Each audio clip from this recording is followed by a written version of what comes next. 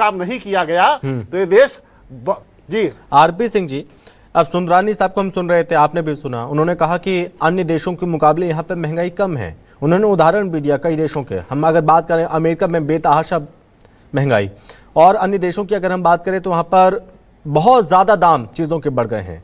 लेकिन बीजेपी ये क्यों नहीं देख रही है कि वहाँ पर प्रति व्यक्ति आय क्या है और भारत में प्रति व्यक्ति आय क्या है? आपको मैं बता रहा हूँ, देखिए क्या होता है, भारतीय जनता पार्टी बोलती है कि पाकिस्तान महंगाई बढ़ गई, बांग्लादेश में। अरे आप चुनाव जाकर वहीं लड़ लो ना भाई। आपको जो वोट मिले हैं वो पाकिस्तान से मिले हैं क्या? आपको जो वोट मिले हैं किसी और देश से मिले हैं क्या? हमने आपको चुना है, आपकी जवाबदेही हमारे प्रति है। बात नंबर 1। बात नंबर 2, जो बोलते हैं कि दूसरे देश से हमारी तुलना क्या होगी साहब?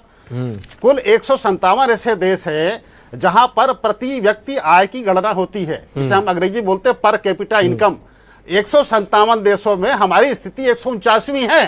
तो हमारे यहाँ क्या हो रहा है, जो राहुल गांधी जी बार बार बोलते हैं कि इस देश में 2 भारत बन रहे हैं। एक वो लोग हैं जिनकी पूंजी लगातार बढ़ती जा रही है, जैसे जो राष्ट्रीय सेठ हैं अडानी जी, उनकी संपत्ति में 750% की ग्रोथ हुई है। क्या एक आम आदमी की संपत्ति में 750% की ग्रोथ हुई है? आप देखिए, हिंदुस्तान में सोना गिरवी रख के जो कंपनियां लोन देती हैं, उस लोन में 100% से अधिक वृद्धि हुई है। इसका मतलब क्या है? जो पैतृक सोना है, लोग उसको गिरवी रख के अपना घर चला रहे हैं।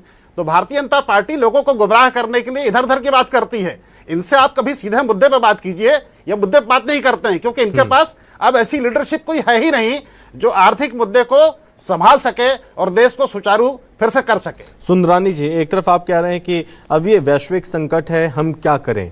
करना तो आपको ही है, आपकी सरकार को ही करना है, लेकिन नीतियां क्या हैं इस वैश्विक संकट से निपटने के लिए? सरकार ने कोई खास और कठोर कोई रणनीति बनाई है कि नहीं बनाई? अगर हम देखें, महानगरों की स्थिति भयावह होती जा रही है। जो यहाँ पर अन्य राज्यों से या गांवों से यहाँ पर लोग कामकाज के लिए आते हैं, उन्हें खाने पीने की दिक्कतें हो रही हैं क्योंकि महंगाई बेतहाशा बढ़ती जा रही है। जो उनकी सैलरी नहीं है, जो उन्हें मजदूरी नहीं मिलती है, उससे ज़्यादा उनका खर्चा यहाँ पर हो रहा है महानगरों में। ऐसे में वो पलायन करने को मजबूर है, वापस अपने गाँव जा रहे हैं क्योंकि उनका सर्वाइव करना बहुत ज़्यादा मुश्किल हो रहा है फिर से। आदरणीय संभव जी, मैंने ये जरूर कहा कि वैश्विक संकट है। मैंने ये नहीं कहा कि हम क्या करें। हमारी सरकार कर रही है, हमारी सरकार के परिणाम दिख रहे हैं। आप देखिए, 2014 में प्रति व्यक्ति आय 10,000 के आसपास थी, आज प्रति व्यक्ति आय 2.25 लाख रुपए हो गई है। उस अनुपात में महंगाई बढ़ी है क्या? लगातार आप देखिए, मैं 80 करोड़ जनता को 5 किलो चावल मुफ्त में अनाज देने का काम हमारी सरकार कर रही है। उज्ज्वला गैस कनेक्शन के माध्यम से कनेक्शन बहनों को देने का, लेकिन उसमें कटौती कर दी है। 17 करोड़ उज्ज्वला में कटौती कर दी है गैस में। अब सिर्फ 4 सिलेंडर मिलेंगे, सिर्फ 4। थोड़ी कटौती वो क्षणिक है, वो ज्यादा क्षणिक है, ठीक है। लेकिन सुंदरानी जी, इस बीच वो क्या करेंगे? परिवार को कैसे पालेंगे? खाना कैसे पकाएंगे? उन्हें चीजें नहीं मिलेंगी, लोग परेशान हो रहे हैं इस वक्त। देखिए संभव जी, आप भी महसूस करते होंगे कि अन्य, आप चूंकि एक राष्ट्रीय चैनल में हैं, पूरे विश्व के साथ जुड़े हुए हैं, अन्य देशों की तुलना में भारत आज मजबूत स्थिति में खड़ा है। मैं ये दावे के साथ कह सकता हूं, चाहे महंगाई के मामले में हो, चाहे अन्य सुविधाओं के मामले में हो। आप देखिए, 4.5 करोड़ प्रधानमंत्री आवास बना के हमने दिए बेघर लोगों को, और लगातार हम दे रहे। पूरे छत्तीसगढ़ में भी 18 लाख प्रधानमंत्री आवास बना के 5 साल में भूपेश बघेल की सरकार ने कोई काम नहीं किया प्रधानमंत्री आवास पे, लेकिन हमारी सरकार कर रही है। लगातार आप देखिए, विकास के काम हो रहे। 5 साल कोई विकास का काम नहीं हुआ छत्तीसगढ़ को। अगर हम देखें, आज राजधानी को हम देखें, राजधानी के सड़कों पे चले जाएं तो रोड बनाने की मशीन पीडब्ल्यूडी विभाग के पूरे शहर की सड़कों को ठीक करने में लगी हुई। तो कहीं यही विकास भी करना है। यही बात जब लोगों से पूछी जाती है तो लोगों का यही कहना है कि सैलरी नहीं बढ़ रही, वेतन नहीं बढ़ रहा है, और यही हालात रहे तो सड़क पर आने की नौबत आ जाएगी। और यह भी जब सवाल पूछा जाता है कि अंतर्राष्ट्रीय बाजार में तेल जब महंगा होता है तो आप तत्काल प्राइस बढ़ा देते हैं, जब अंतर्राष्ट्रीय बाजार में तेल की कीमत कम होती है, सस्ता होता है, तब आप कमी नहीं करते, तेल के दाम नहीं घटाते तब आप।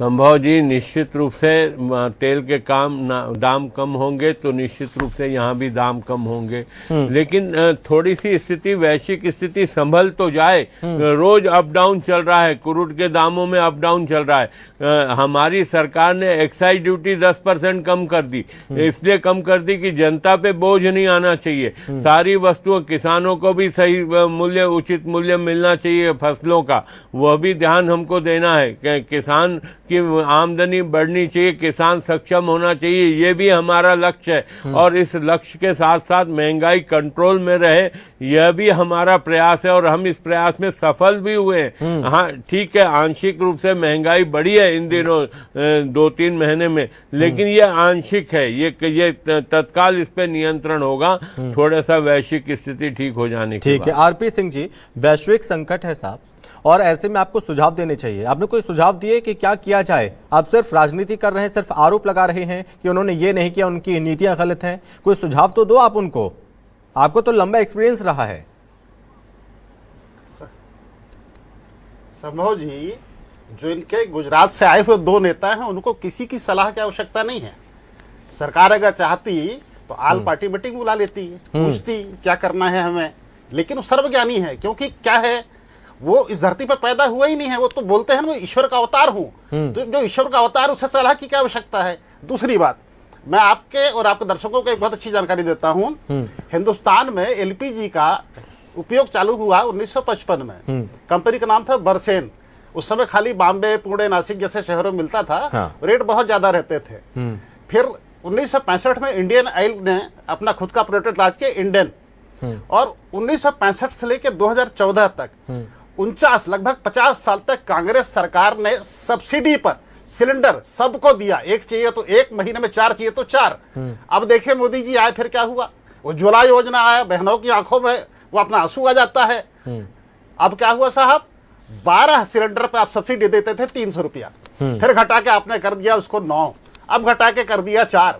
अगर कांग्रेस पार्टी पूरे देश के 140 करोड़ लोगों को 50 साल तक सब्सिडी दे सकती है, तो आप अपनी गरीब बहनों को 10 साल सब्सिडी दे सके।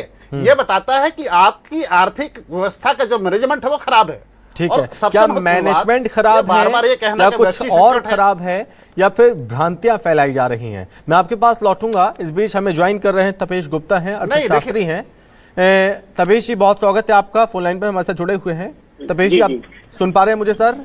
हाँ, बोलिए सर, बोलिए। जी सर, महंगाई पे बात हो रही है, क्योंकि महंगाई बेतहाशा बढ़ती जा रही है, बढ़ोतरी लगातार हो रही है।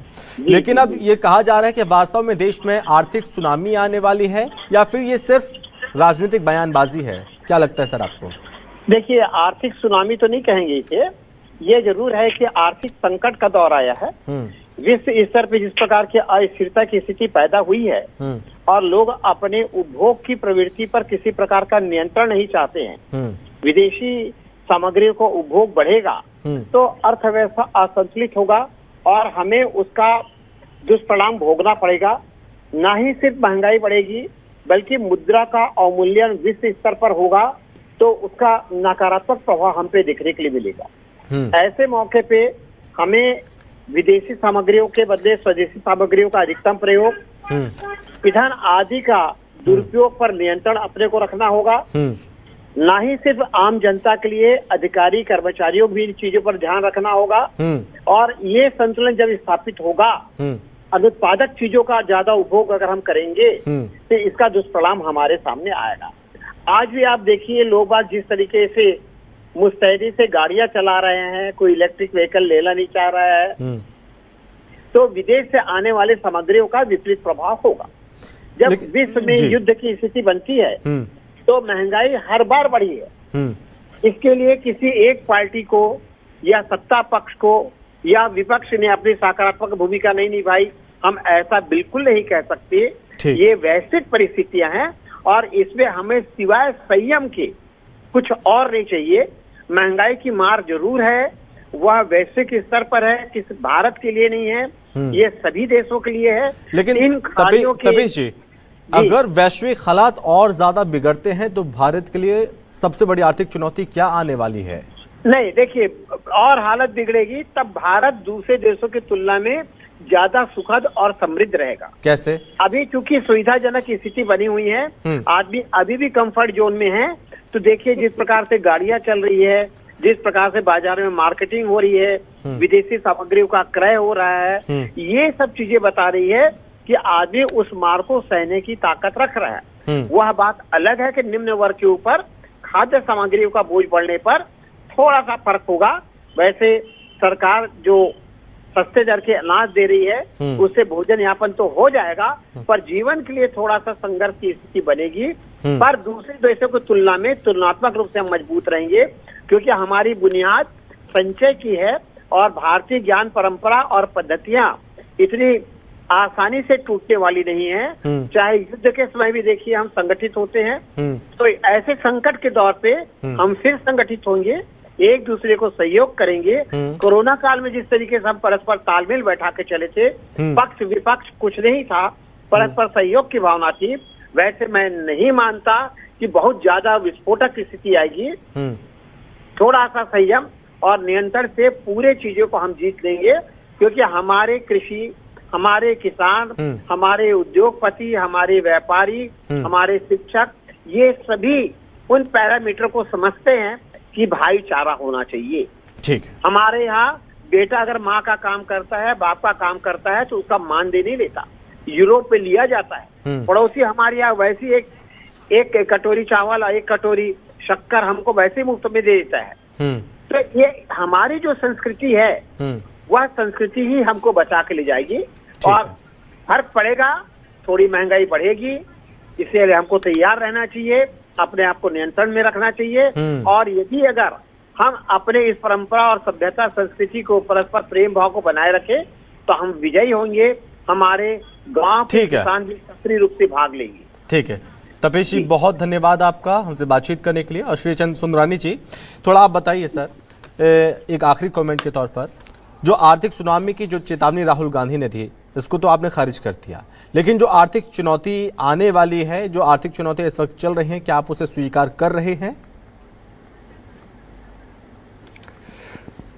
देखिए संभव जी, निश्चित रूप से अगर कोई आर्थिक संकट देश के सामने खड़ा होगा तो ये भारतवर्ष 140 करोड़ जनता का देश है, मजबूती के साथ खड़ा है। प्रधानमंत्री जी मजबूती के साथ खड़े हैं और इस देश को कहीं पे भी झुकने नहीं देंगे, इस देश के सामने संकट आने नहीं देंगे। निश्चित रूप से आप देखिए, छोटी मोटी परेशानियां हैं, उसको हम अस्वीकार नहीं करते, लेकिन इन छोटी मोटी परेशानियों से मोदी जी की सरकार पूरी तरह से निपटने में सक्षम है। विश्व में सबसे बेहतर स्थिति में भारत रहेगा, चाहे वो अमेरिका हो या चाइना हो। इन दोनों देशों से मतलब आज हम ये तुलना करते हैं तो निश्चित रूप से हम भारत बहुत बेहतर स्थिति में रहेगा, बहुत बेहतर स्थिति में रहने वाला है। आरपी सिंह जी, आखिरी कमेंट क्या कहेंगे आप? संभव जी, पेट्रोल डीजल गैस का दाम बढ़ा तो वैश्विक संकट। मैं आपको बताता हूं, एक खबर है, चावल हो तो उत्पाद, उसका नाम है काली मूछ। 2 महीने पहले वो चावल का दाम था 60 रुपया, आज उसका दाम है 84 रुपया 50 पैसा। 2 महीने में अगर 25 रुपए किलो चावल बढ़ गया तो चावल का ईरान से आता था या चावल अमेरिका से आता था।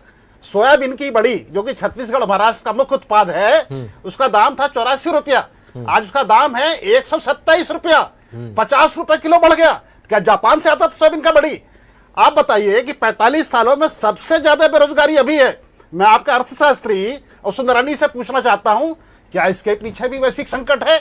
आपकी सरकार ने 12 साल में 90,000 सरकारी स्कूल बंद कर दिए, क्या इसके पीछे भी वैश्विक संकट है?